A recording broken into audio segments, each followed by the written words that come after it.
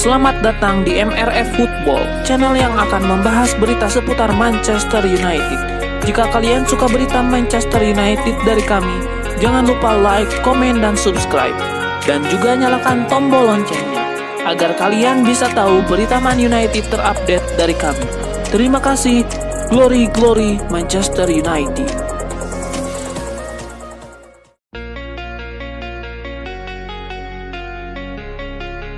Altay Bayindir memang jarang mendapatkan kesempatan tampil, tapi ketika Manchester United membutuhkannya, Bayindir selalu siap sedia. Hadirnya Bayindir di bawah Mistar dikhawatirkan akan jadi titik lemah Arsenal mengingat dia jarang bermain. Hanya 4 kali penampilan dicatat Bayindir sejak gabung MU musim lalu, tapi Bayindir menjawab keraguan itu lewat performa apik di lapangan.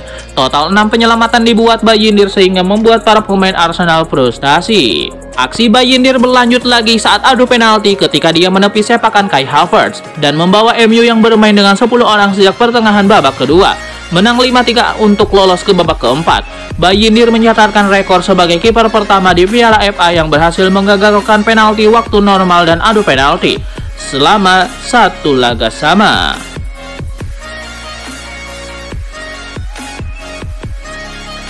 Marcus Rashford kembali absen dari skuad MU saat menghadapi Arsenal di Piala FA. Situasi ini jelas meningkatkan spekulasi soal masa depan pemain home ground tersebut. Ketika ditanya apakah Rashford telah memainkan laga terakhirnya untuk MU, Amorim menjawab dengan diplomatis, "Saya tidak tahu, kita lihat saja. Dia adalah pemain Manchester United, kita akan lihat. Dia harus bekerja keras mewakili klubnya, dan dia mencintai klubnya, tetapi saya harus membuat pilihan." Amorim menekankan bahwa keputusan terkait Rashford akan bergantung pada kebutuhan tim dan seleksi pemain untuk pertandingan berikutnya. Manchester United dijadwalkan menghadapi Southampton dalam lanjutan Liga Inggris pada Kamis mendatang. Dan kini dengan absennya Marcus Rashford dalam 2 laga penting, masa depannya di Manchester United semakin menjadi tanda tanya.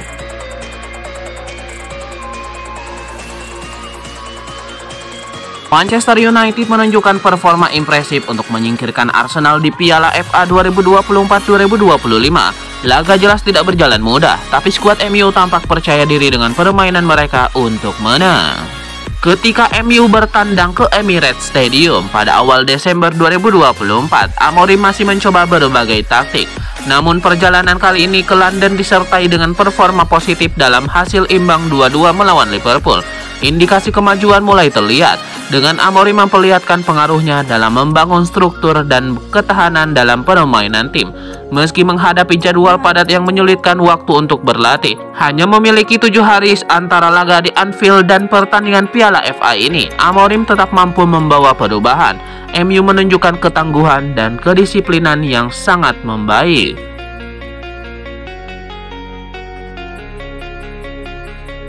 Manchester United menunjukkan tanda-tanda kemajuan signifikan di bawah asuhan Ruben Amorim setelah berhasil menyingkirkan Arsenal dari Piala FA melalui adu penalti.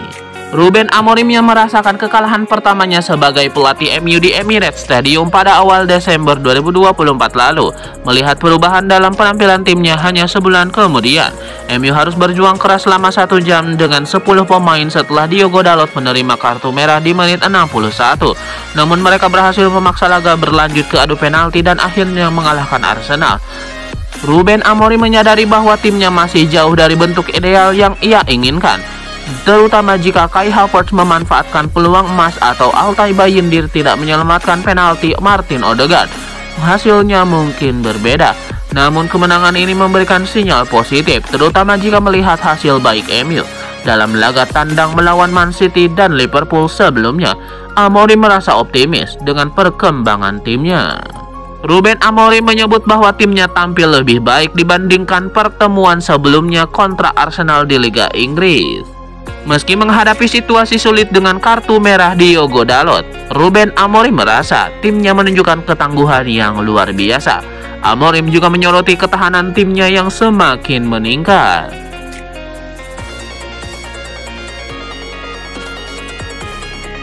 Arsenal harus menerima kekalahan pahit melalui adu penalti dari Manchester United dalam laga Piala FA, meski bermain lebih dari 1 jam dengan keunggulan jumlah pemain. Gol Arsenal satu-satunya lahir dari tendangan Gabriel yang berbelok arah. Nahas Kai Havertz yang mendapatkan beberapa peluang emas gagal memanfaatkannya dan bahkan tidak mencetak gol, termasuk saat adu penalti. Meski kritik tertuju pada Kai Havertz, Kapten Arsenal Martin Odegaard juga gagal mengeksekusi penalti di babak kedua yang bisa membawa The Gunners ke babak berikutnya.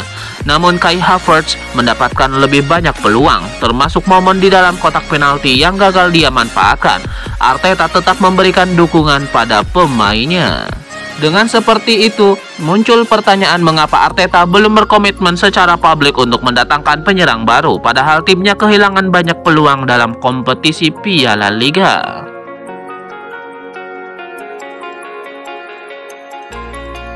Altay Bayindir tampil sebagai pahlawan saat MU mendepak Arsenal dari putaran ketiga Piala FA musim ini. Penampilan moncer kiper asal Turki itu pun menuai pujian dari berbagai pihak.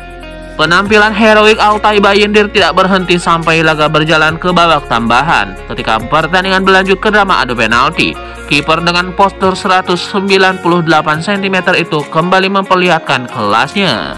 Performa impresif Altay Bayindir dalam duel kontra Arsenal mendapatkan pujian dari Bruno Fernandes. Gelandang MU itu menilai Altay adalah pemain kelas atas dan selalu bisa diandalkan. Manajer MU Ruben Amorim tidak segan memberikan pujian untuk Altay Bayindir. Pelatih asal Portugal itu menyebut mantan penjaga gawang Fenerbahce tersebut adalah pahlawan Manchester United. Sementara itu, legenda Newcastle United, Alan Shearer, mengaku terkesan dengan penampilan Altay Bayindir. Menurutnya, Altay tampil luar biasa dan layak mendapatkan label pemain terbaik pada laga tersebut.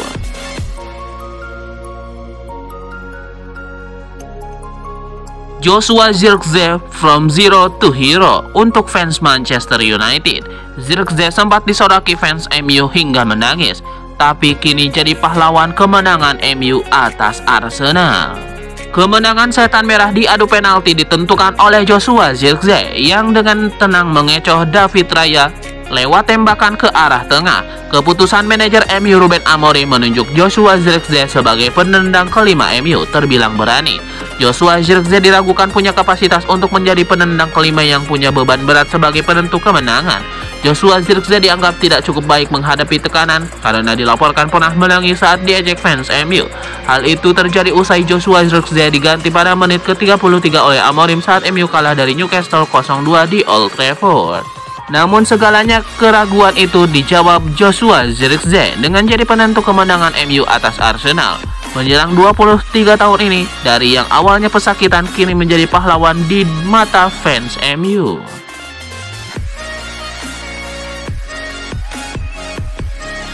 Momen panas terjadi di laga Piala FA antara Arsenal kontra Manchester United. Harry Maguire terlibat konfrontasi dengan Kai Havertz akibat pelanggaran penalti.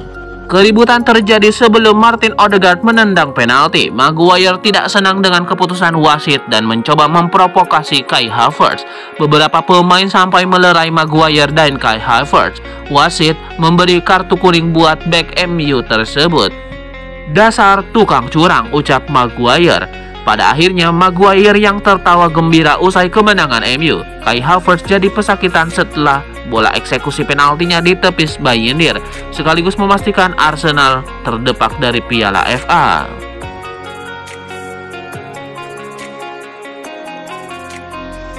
Manuel Ugarte menanduk Kai Havertz dalam laga Piala FA antara Arsenal kontra Manchester United. Pemain 23 tahun itu terancam sanksi berat dari FA.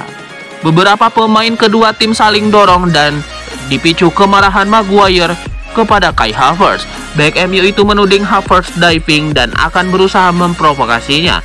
Manuel Ugarte turut terlibat dalam perkelahian antara kedua pemain. Dia bahkan menanduk kepala Kai Havertz hingga terjatuh. Insiden yang melibatkan Ugarte dengan Kai Havertz luput dari pandangan wasit. Video asisten referee atau VAR juga tidak digunakan dalam semua laga putaran ketiga Piala FA. Ugarte pun lolos dari hukuman kartu kuning wasit. Kendati demikian, dia tetap terancam sanksi dari FA. Menukil Metro, Ugarte dapat dijatuhi larangan bermain 3 pertandingan. Sanksi berlaku apabila tandukannya kepada Kai Havertz dianggap sebagai tindak kekerasan oleh FA.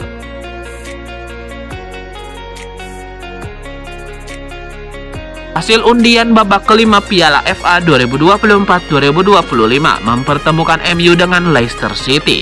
Ruben Amorim tidak sabar bertemu Ruud van Nistelrooy. Ini menjadi momen kepulangan Ruud van Nistelrooy ke Old Trafford, tapi sebagai manajer lawan. Amorim yakin akan ada sebagian pendukung MU yang mendukung van Nistelrooy. Manajer Portugal itu tidak sabar bertemu Ruud van Nistelrooy. Saya sudah berbincang dengannya sebelum saya datang. Saya tidak sabar untuk berbincang dengannya, kata Amorim. Dia pribadi yang berkelas, tapi kami harus menang. Mungkin kami akan terbelah karena dia mencintaiku ini, tapi kami harus menang, kata dia menambahkan.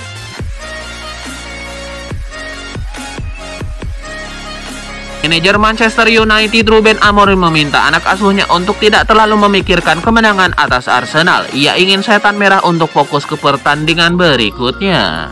Dalam konferensi persnya seusai laga, Amorim menyebut bahwa kemenangan atas Arsenal ini merupakan hasil yang bagus untuk timnya. Namun ia menilai kemenangan ini tidak boleh membuat skuad setan merah terlena dan mereka harus fokus ke pertandingan berikutnya. Menurut Amorim, laga melawan Southampton tidak kalah krusial jika dibandingkan dengan Arsenal, karena 3 poin di laga ini bisa mendongkrak posisi setan merah di klasemen. Itulah mengapa ia ingin timnya fokus sepenuhnya di pertandingan ini agar mereka bisa mengamankan kemenangan di Old Trafford nanti.